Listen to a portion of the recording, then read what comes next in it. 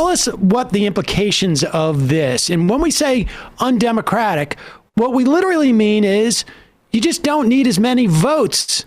You can control the state, right, and still get less votes than the other party, essentially. Right. So and you're right. So we won the state house in 2008 in Ohio, even though they had gerrymandered in 2001. I mean, back then it just wasn't as sort of locked in as it is with the new technology. So with the gerrymandering of 2011, just to be clear, so Obama, we have a great apples to apples comparison. I put this in the book. Obama won Ohio by about the same amount in 2012 as he did 2008. So we have an apples to apples.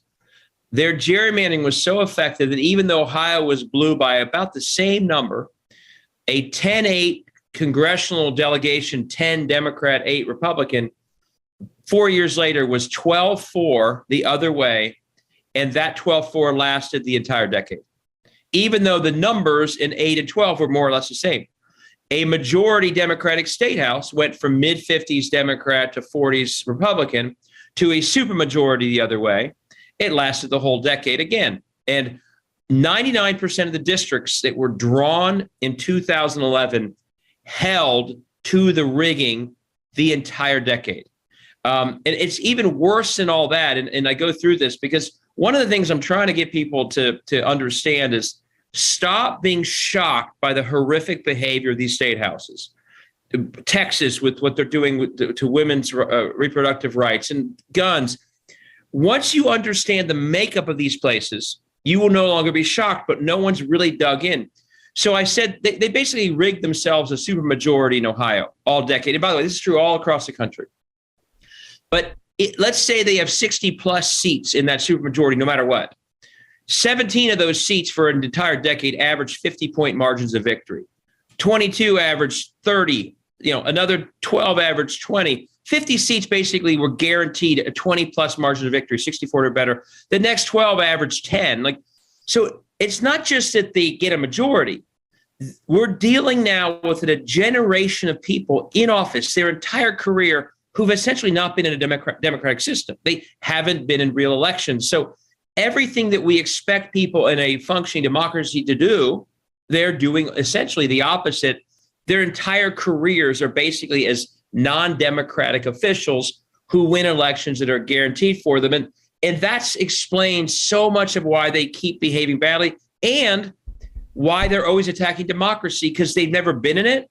And they understand that if they actually faced real voters in real democracy, most of them would actually lose power. And by the way, one other quick thing on how undemocratic these maps are.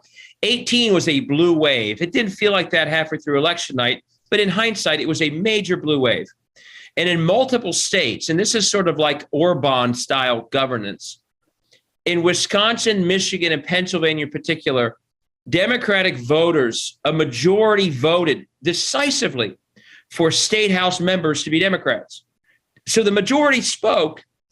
The districts are so rigged that in those states, you still had a Republican majority. In Wisconsin, a supermajority, even though that represents a minority of the voters. That's how rigged it's been in state after state. Okay, and so let me just restate it so that people understand it. I use this statistic quite a bit for Wisconsin just because it has stuck in my head. But in Wisconsin, if I remember correctly, the 52% of the people who went to the polls voted for a Democrat. However, in the state house, 65, I think it is, right, representatives out of 100 are Republican. So they have a 65% majority. Correct. In the state house where 52% of people voted for the opposing party. And that is Correct. Just the way that they're apportioned. And your argument... It's minority rule locked in, and no matter what the voters do. Is that not only is that a problem in terms of just the sheer notion of democracy, that you would imagine, at least at the very least, it would be close. I mean, if a majority of people vote for Democrats, you would think that at least the state house would be sort of close. There wouldn't be a supermajority of Republicans.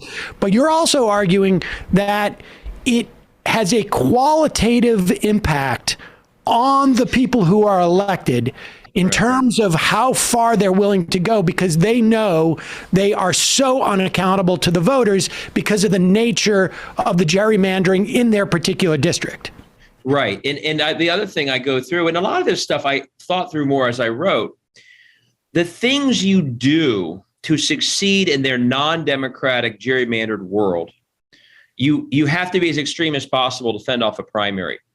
Public outcomes don't really matter to you because the voters aren't really given a choice anyway, but keeping the private players happy is really important to you. That's why you have so much privatization of public assets, be it for-profit charter schools, the grid falling apart in Texas, you name it. But so they have all these incentives in their world. Almost every one of those incentives actually behaving that way in a real democracy, they would guarantee their loss. So they behave for years in their careers in ways that are rewarded in this non-democratic world. If they ever faced real democracy, their power would be gone. So the thing that should scare us all is these people who have every incentive to not want democracy to be robust where they are also have hands on levers of democracy. And that's why they have to re-rig the districts. They want to suppress the votes of the opposition party because they know that if they ever faced real democracy, real districts, they would lose. And by the way, one example of this that surprised people last November, at least in Ohio, which is a conservative state in many parts of our state, we had many people running for school board, anti-vax, anti-CRT, in non-gerrymandered districts, right? Because of school board. Most of them lost. They're behaving exactly like the statehouse members, but in a gerrymandered world, that politics feels good. But back in even a conservative neighborhood that's a school district, non-gerrymandered, the crazy all lost, or almost all of them. So they see that, they know that they can't keep, and it sort of ratchets up together.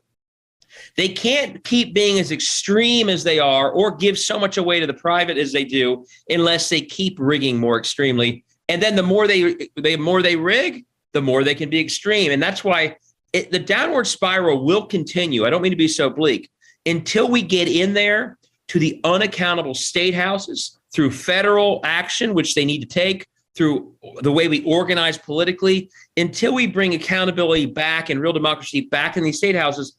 Every incentive is for them to just keep doing what they're doing and frankly go in even worse directions. And we've seen that acceleration, especially after Democrats started winning statewide in 2016. We are seeing the acceleration of this extremism on democracy on issues, especially as they've been threatened by statewide officials. Governor Evers won in 2018. He won a majority. What did that minority do? They started attacking the powers of the guy who'd actually won a majority of the vote. And so and that's what they're doing now with elections officials. Like, it just keeps going and going. We have to get to the heart of the problem, which is these unaccountable statehouses, or it will keep going.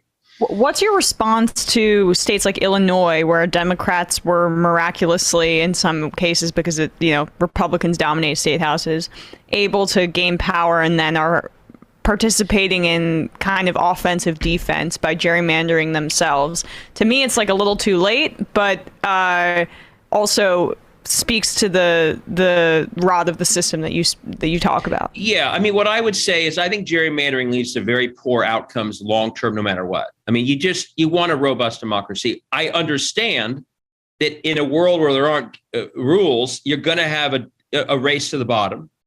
And if Ohio and Texas are all doing it, Illinois is going to do it. And this is why I'm still so upset that they didn't pass a couple of weeks ago what they need to pass in Washington, because that would establish the Freedom to Vote Act, John Lewis Act, included ground rules that would stop gerrymandering from happening everywhere. So there isn't a temptation that can be understandable to compete with the Republican gerrymandering through Democratic gerrymandering. It would actually clean it up for everybody. And in the end, I'm a Democrat, but I'm also about good results for everyday people and good representation. And you just don't get that in a gerrymandered world, wherever it is.